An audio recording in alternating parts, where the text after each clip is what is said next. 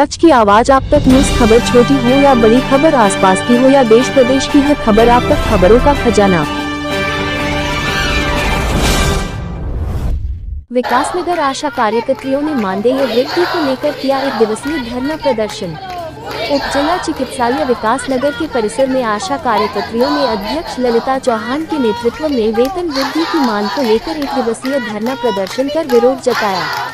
कार्यकर्तियों अध्यक्ष ने मीडिया को जानकारी देते हुए कहा कि हमारी मांगे 7 बिंदुओं को लेकर है, जिसमें वेतन 26,000 प्रतिमाह, भविष्य निधि सुविधा प्रदान करना, आशा स्वास्थ्य कार्यकर्तियों को राज्य कर्मचारी घोषित करने, श्रम कानून को वापस लेने, सेवानिवृत्त होने पर पेंशन की सुविधा प्रदान करने, 46वें श्रम सम्मेलन की सिफारिश को लागू करने, 2021 में तत्कालीन स्वास्थ्य सचिव के द्वारा प्रस्तावित रु 4,000 को लागू करने एवं 2024 में मुख्यमंत्री द्वारा प्रतिनिधिमंडल को मानदेय बढ़ाने के आश्वासन को लागू करने समेत समस्त 7 बिंदुओं को लेकर एक दिवसीय धरना प्रदर्शन किया।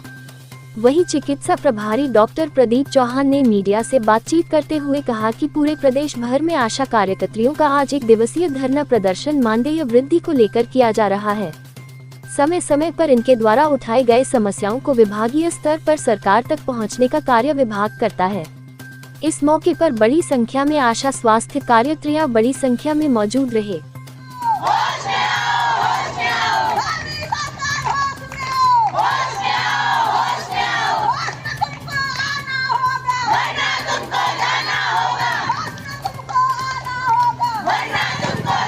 देश में आशाओं की एक दिवसीय हड़ताल है और कई बार हमने मुख्यमंत्री जी से आह्वान किया है कि आशाओं को जो है एक निश्चित वेतनमान दिया जाए, लेकिन सरकार हमेशा जब भी बजट पास होता है तो आशाओं को एक तरफ रख दिया जाता है। आशाओं के बारे में कभी कुछ बात नहीं होती। जब भी बजट पास होता है हमारी सरकार से एक ही मांग है, हमें कार्य करते हुए जो है हमें 20 साल हो गए, 2006 से आशा लगी है, लेकिन वो 3,000 में काम कर रही है। आज की डेट में जो एक मजदूर की दिहाड़ी है वो भी 700 रुपये है। तो आप ही बताइए कि आशा अपना घर कैसे चलाएगी। कितनी आशाएं हमारी ऐसी हैं जिनका कि परिवार इसी कार्य से चलता है, लेकिन आशा जो को सरकार हमेशा अनदेखा करती है। तो सरकार से यही हमारी विनती है कि आशाओं को एक उचित मानदेय दिया जाए और प्रोत्साहन राशि नहीं चाहिए, हमें एक उचित मानदेय दिया जाए। यदि सरकार आपकी मांगे नहीं मानती है तो आगे के आप लोगों को क्या रणनीति रहेगी? सरकार यदि हमारी मांगे नहीं मानती है तो उसके बाद तो भी आपको पता ही है, हमने पहले भी हड़ताल की है और अब हम उग्र हड़ताल करेंगे। फिर सरकार ये कहती है कि नहीं, आशा तो जो है स्वास्थ्य विभाग की रीढ़ की हड्डी है, लेकिन जब रीढ़ की हड्डी ही टूट जाएगी तो फिर सरकार का काम कैसे चलेगा।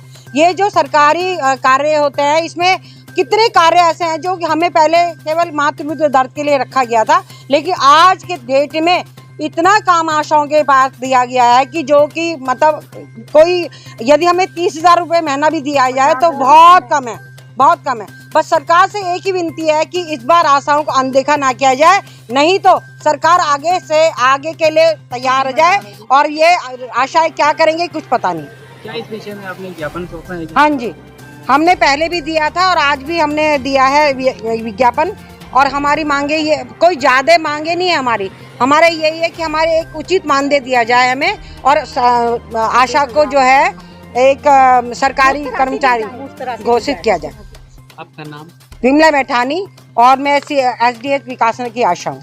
में धरना प्रदर्शन पे है, शायद पूरे उत्तराखंड में धरना प्रदर्शन पे है। तो इनकी मानदेय को लेके मांगे हैं, मानदेय बढ़ाने को लेके मांगे हैं और समस्त उत्तराखंड में इनकी ये चल रही है एक दिवसीय धरना प्रदर्शन। सर ये पहले भी कई बार इन्होंने जो है मानदेय को लेकर इन्होंने जो है अपना जो विरोध जताया है। ऐसे में विभाग की ओर से जो है इनकी मानदेय बढ़ोतरी के लिए क्या सरकार से या शासन स्तर पर कोई कार्रवाई हुई है सर?